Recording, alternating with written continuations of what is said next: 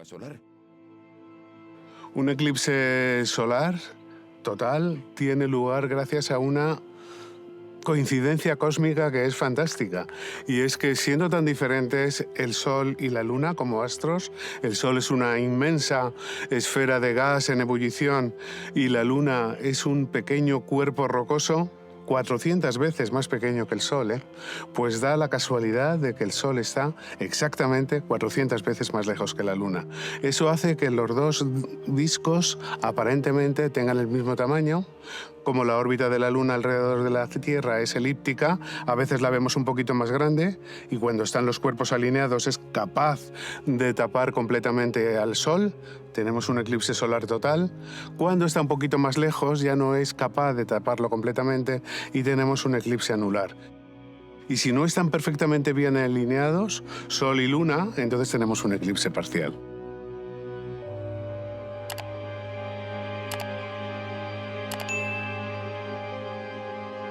Hoy no solo comprendemos qué es un eclipse, también somos capaces de predecirlo.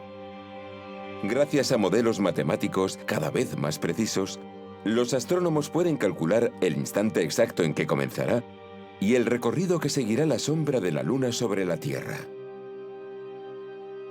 Lo que se suele utilizar es un método que desarrolló un matemático y astrónomo muy famoso, Friedrich Bessel, en el siglo XIX.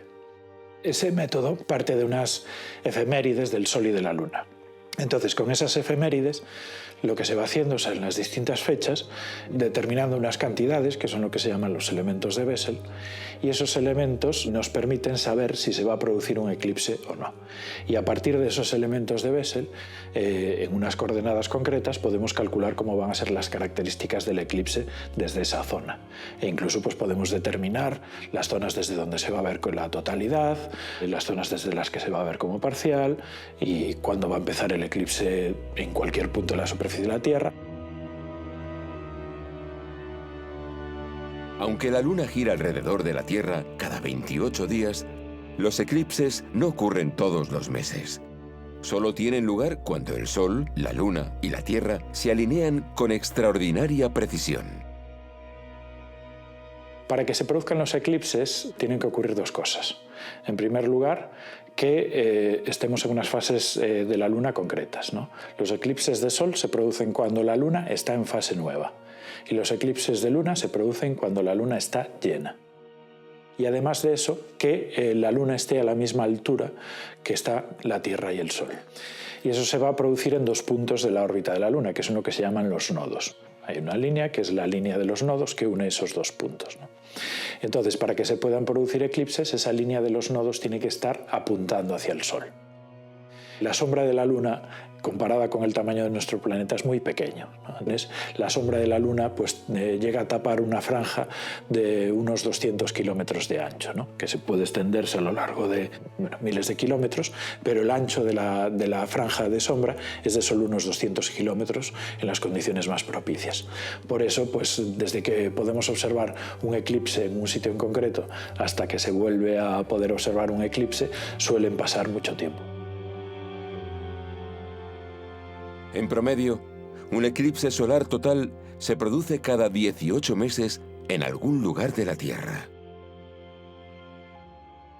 Pero lo más probable es que una misma ubicación tenga que esperar casi 4 siglos para volver a encontrarse bajo la sombra de la Luna.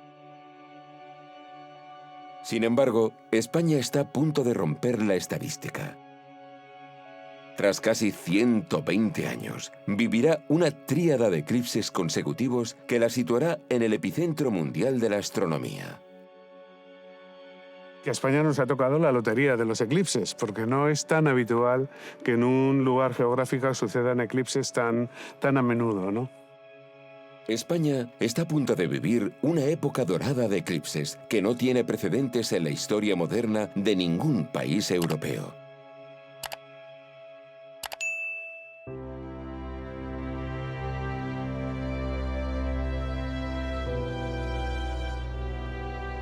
Un eclipse total tiene varias fases que, si las conocemos, podremos disfrutar paso a paso.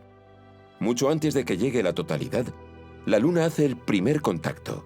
y el eclipse comienza de forma casi imperceptible. La Luna inicia su avance sobre el disco solar y poco a poco la luz del día pierde intensidad. El eclipse como tal dura casi 2 horas. Desde que la Luna empieza a tapar el disco solar hasta que lo cubre por completo, pues son unos 58 minutos, y luego la retirada de la Luna, prácticamente otro tanto. Así que, como digo, casi 2 horas. Pero pasados unos 20 minutos o media hora, ya sí será bastante perceptible la bajada de la luz.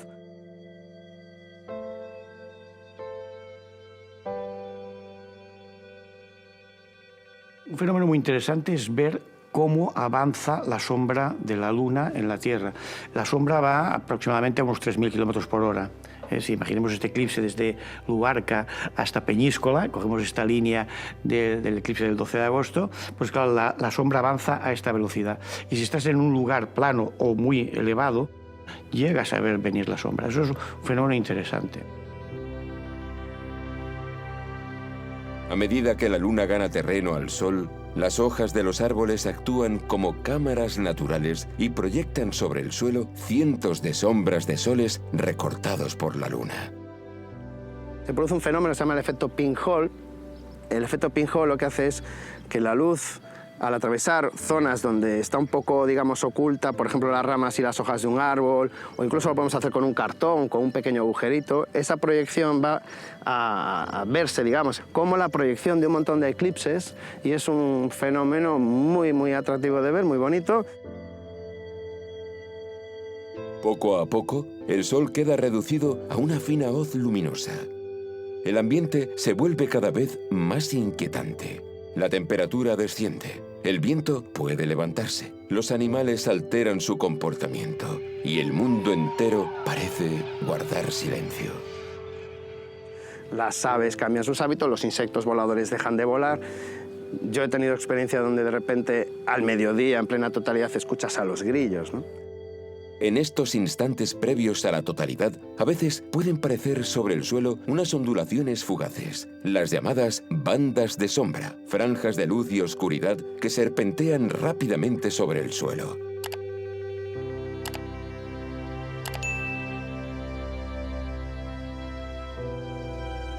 Cuando apenas queda visible una diminuta porción de sol, aparece uno de los fenómenos más célebres del eclipse: el anillo de diamante.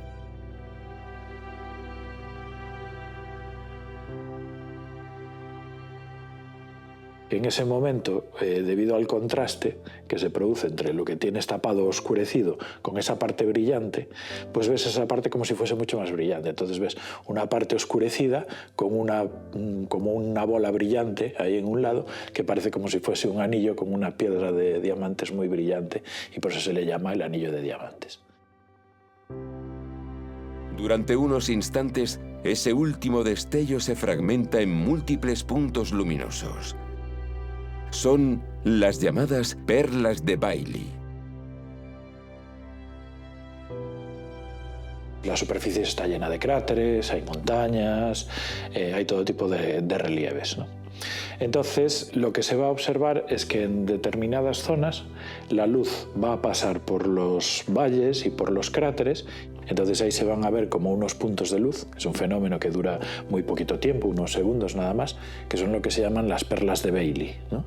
Y están causadas por la luz que va atravesando los valles de la superficie de la Luna. Poco a poco, las estrellas comienzan a hacerse visibles. Y de pronto, todo cambia. La Luna cubre por completo al Sol.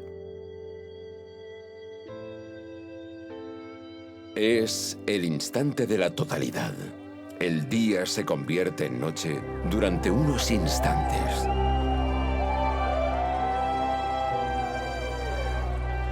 Cuando llega la totalidad es, por supuesto, el momento más intenso, cuando la gente grita más, cuando realmente se hace un espectáculo brutal en el paisaje. Yo he visto llorar, reír, gritar.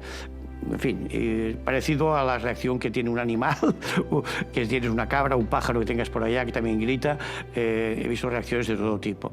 Y después, culturalmente, es muy distinto un sitio que otro.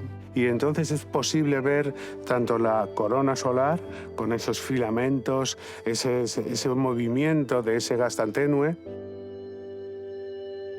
La cromosfera también es posible verla en ese momento con unos colores rosados muy particulares.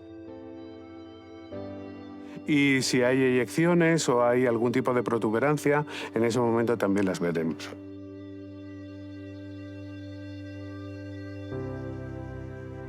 El cielo no se oscurece del todo, pero adquiere una penumbra profunda, casi irreal. Un resplandor crepuscular de un tono indescriptible invade los cielos.